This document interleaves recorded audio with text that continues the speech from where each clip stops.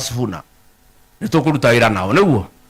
Yes, na ndamwira atige guthira ndege, ndamukania athiagire guku thi ta ithui mwicire ithui ni ndege tutangihota kugura tuge ucuhurwo kuma iguru ka tutigo cuhurwo.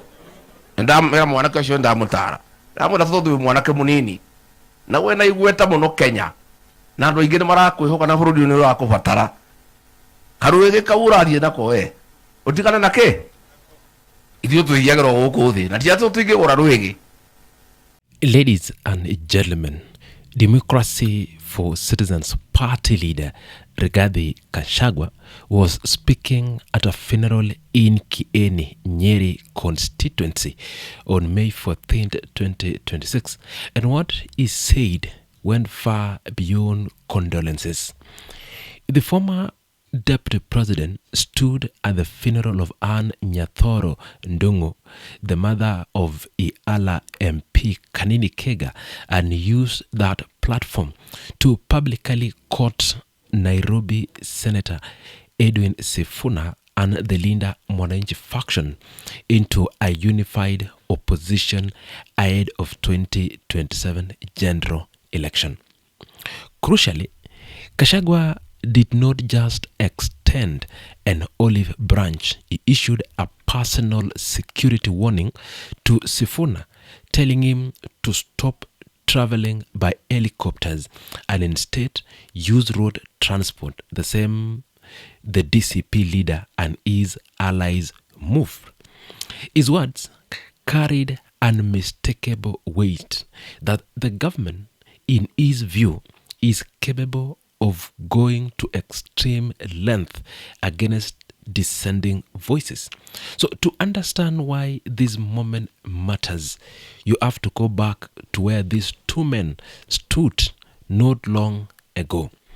Sifuna is a key figure in Azimio, the ODM senator, a vocal critic of President William Ruto's administration and one of the loudest opposition voice in the Senate. Gachagua, on the other hand, was impeached as deputy president, as you know, in October 2024, in what many in the opposition describe it as a politically motivated, orchestrated removal from within the Kenya Kwanza government. Following that impeachment, Gachagua launched the Democracy for Citizens Party, and he has positioned himself not just as a victim of political betrayal, but also organizing forces for a Mount Kenya counter-offensive against Ruto in 2027. So what follows was a series of political overturns. Gachagua reaching across traditional factional lines, building bridges with figures who were previously on opposition side or the political divine. At that point, the Linda Mwananchi faction, which Sifuna is associated with, and Gashagua's DCP, represents two distinct political bases, one rooted in Nairobi urban constituencies and the ODM broader Western Kenya, support the other anchored in Mount Kenya. Together, they would form a formidable electoral coalition. So during that burial, Edwin Sifuna himself confirmed alignment at that same function. He stated plainly that there is no other formula of defeating Ruto in 2027 except a unified opposition ticket. He spoke of forgiveness between former rivals, a direct note to the historical tension between ODM and Mount Kenya political bloc. Beyond the alliance building, Gashagua's security warning to Sifuna is the detail that demands the sharpest scrutiny. The former deputy president said openly in public that government can bring someone down from above. His words reference helicopter travel as a vulnerability. This is not a throwaway line. A man who served at the heart of government, who sat in the security briefing, who understands state machinery from inside. That man warning a fellow opposition figure about air travel carries a specific and sobering meaning.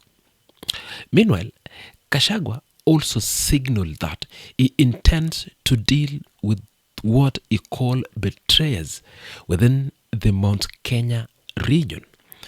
Those politicians he accused of aligning with President William Ruto while their constituents suffer. He named no names at that event, but the target was clear: elected leaders from the region who remained in the Kenya Kwanza government. He announced he would address this decisively after a scheduled trip to London. The timing of all these deliberate. By mid-2026, the 2027 campaign season is already underway, and in everything but name, Gachagua is moving earlier, consolidating an opposition agitate before Ruto's allies can fracture it. Funerals in Kenya, political traditions are legitimate and powerful platforms. Gathering senior political figures across factional lines at once, such event then using it to announce a coalition intent and use a public warning is a calculated political move. Sifuna's presence at and his public endorsement of United Ticket at that same event was not coincidental. Both men knew the cameras were rolling. Both men knew what they were communicating and to whom they were addressing that. So in the near future, we expect ODM, the faction allied to Edwin Sifuna, to merge with Gachagua and the United Alternative Government, including Martha Karua, Jubilee presidential candidate Dr. Fred Matiang'i.